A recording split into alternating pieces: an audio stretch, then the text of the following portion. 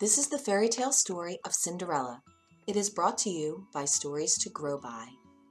Once upon a time, a girl named Cinderella lived with her stepmother and two stepsisters.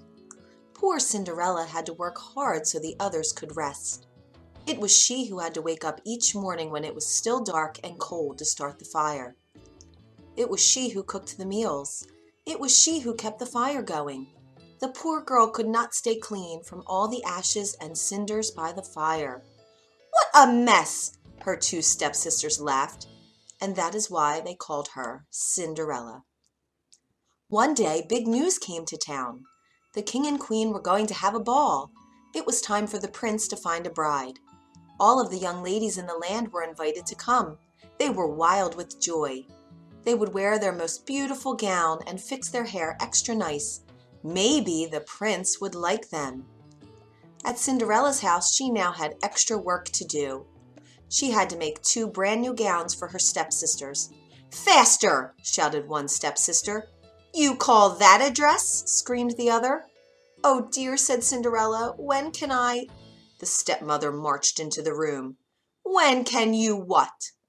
"Well," said the girl, "when will I have time to make my own dress for the ball?" "You!" yelled the stepmother. "Who said you were going to the ball?" "What a laugh!" said one stepsister. "Such a mess!" They pointed at Cinderella. All of them laughed. Cinderella said to herself, "Maybe they see a mess when they look at me, but if I could, I would go to the ball." Soon the time came for the stepmother and stepsisters to leave for the big party. Their fine carriage came to the door. The stepmother and stepsisters hopped inside, and they were off. "Goodbye," called Cinderella. "Have a good time."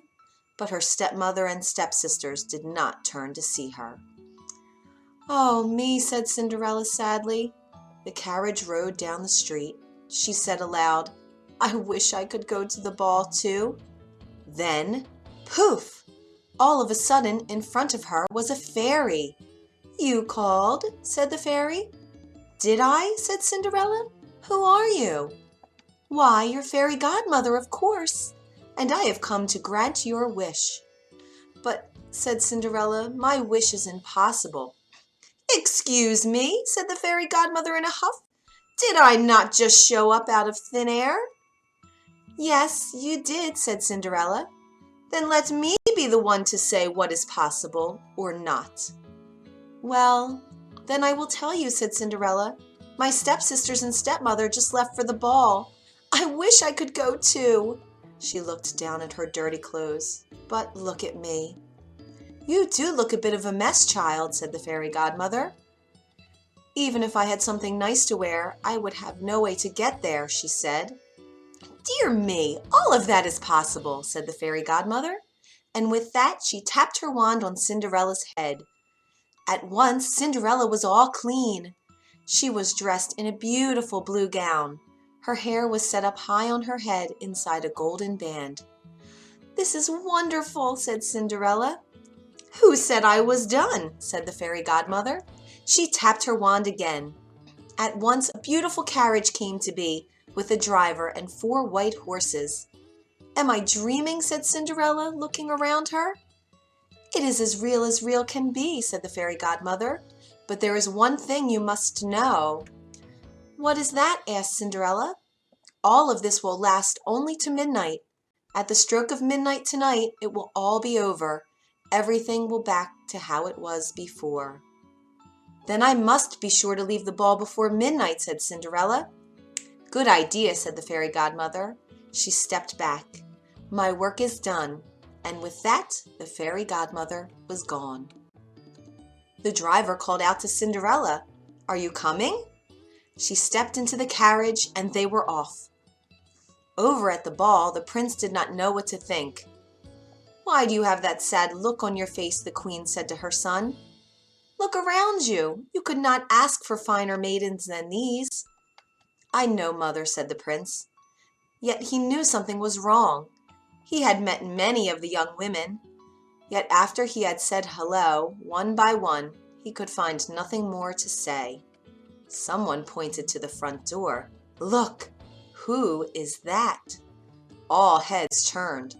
Who was that lovely maiden stepping down the stairs? She held her head tall and looked as if she'd belonged, but no one knew her. There is something about her, said the prince to himself. I will ask her to dance, and he walked over to Cinderella. Have we met? Said the prince. I am pleased to meet you now, said Cinderella with a bow. I feel as if I know you, said the prince, but of course that is impossible.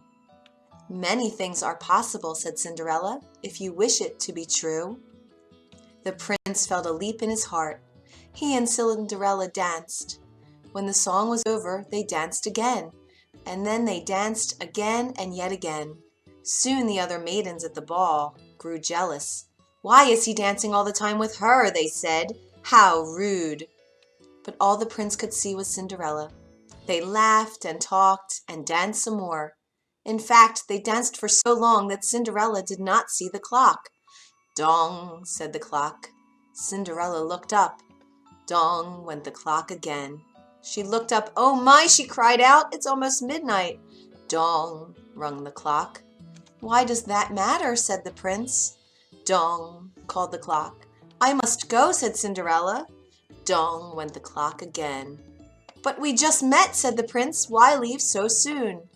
Dong, rung the clock. I must go now, said Cinderella, and she ran to the steps. Dong, said the clock again. I cannot hear you, said the prince. The clock is too loud. Dong, rung the clock. Goodbye, said Cinderella. Up the stairs she ran. Dong, went the clock. Please, stop for a moment, said the prince. Oh dear, she said as one glass slipper fell off her foot on the stair. But Cinderella kept running. Dong, said the clock. Please, wait a moment, said the prince.